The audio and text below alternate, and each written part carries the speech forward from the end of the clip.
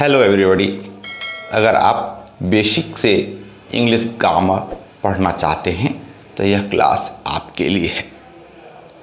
तो इस क्लास पे हम लोग पढ़ेंगे वर्ब्स के बारे में, सिंगुलर और प्लूरल वर्ब्स के बारे में, ऑक्सिलरी वर्ब्स के बारे में, हेल्पिंग वर्ब्स के बारे में। वर्ब सिंगुलर और प्लूरल कैसे बनता है, इन सारे बातों का अध्ययन हम इस क्लास में करेंगे। तो आइए अपने आप से कुछ सवाल पूछते हैं और फिर उसका उत्तर ढूंढते हैं। तो पहला सवाल है कि what is the definition of auxiliary verbs and how many auxiliary verbs are there. और दूसरा सवाल है कि in how many parts are auxiliary verbs divided. Auxiliary verb को कितने भाग में डिवाइड करते हैं। तो डिफिनीशन ऑफ ऑक्सिलरी वर्ब्स देखिए, verbs that are used before main verb to show tense, voice, person, mood are called auxiliary verbs। समझिए कि जब मेन वर्ब के साथ ऑक्सिलरी वर्ब्स का कनेक्शन होता है तो ऑक्सिलरी वर्ब्स कहलाता है। शी इज प्लेइंग, तो प्लेइंग मेन वर्ब है जिसका कनेक्शन इज से है। प्लेइंग के साथ कनेक्शन होने के कारण इज ऑक्सिलरी वर्ब है। अगर कहते हैं हम सी इज ए प्लेयर तो इज ऑक्सिलरी वर्ब के अंतर्गत नहीं आता। दूसरा उदाहरण देखिए, I didn't know it. Main verb know है और नो के साथ डिड का कनेक्शन हुआ है, इसलिए डिड आपका ऑक्सिलरी वर्ब। और भी उदाहरण आप अपने से भी देख सकते हैं। She doesn't come here daily, they have finished it. You may go, may का कनेक्शन गो के साथ है तो मे ऑक्सिलरी वर्ब है, मॉडल वर्ब से। आपका दूसरा सवाल जो था कि कितने ऑक्सिलरी वर्ब्स हैं और उनको कितने भाग में डिवाइड कर सकते हैं। तो there are 24 auxiliary verbs and they are divided into 2 parts.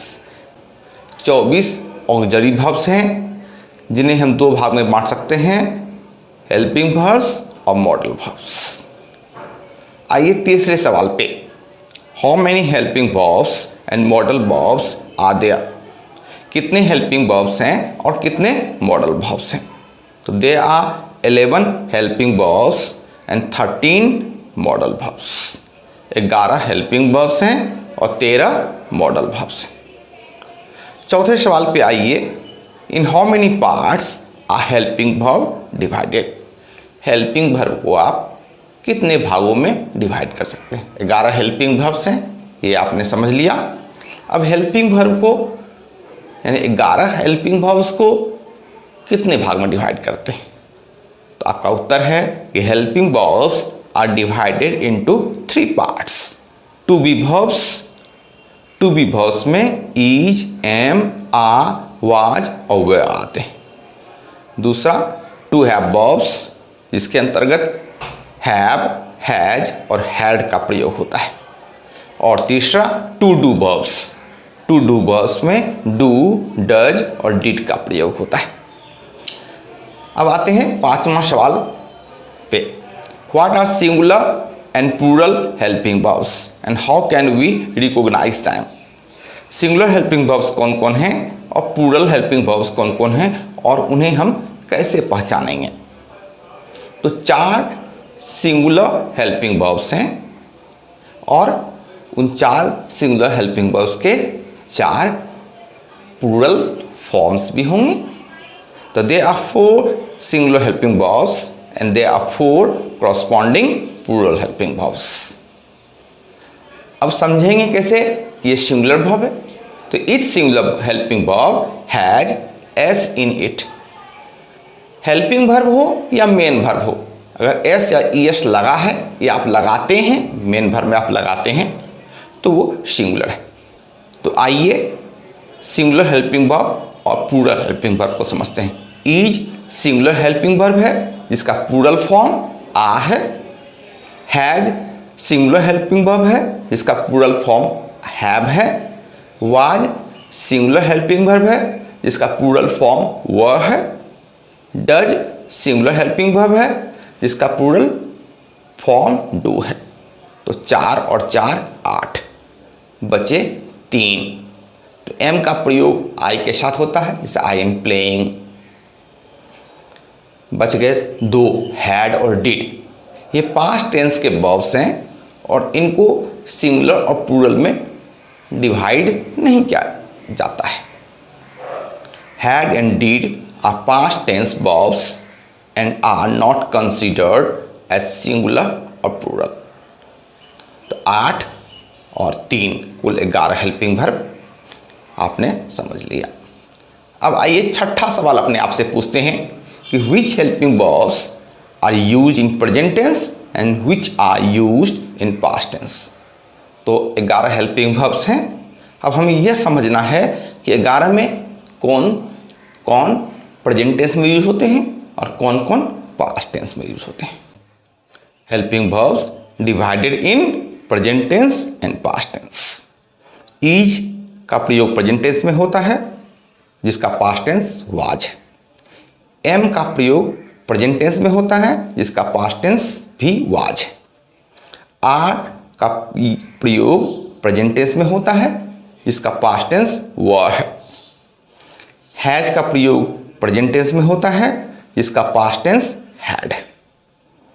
Have का प्रयोग प्रेजेंट टेंस में होता है जिसका पास्ट टेंस हैड है। डू का प्रयोग प्रेजेंट टेंस में होता है जिसका पास्ट टेंस डिड है।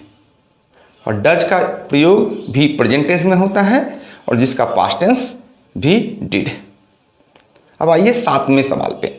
How can we recognise singular main verb and plural main verb. अभी तक हम लोगों ने हेल्पिंग वर्ब को पढ़ा था कि सिंगुलर हेल्पिंग वर्ब कौन है और प्लूरल हेल्पिंग वर्ब कौन है।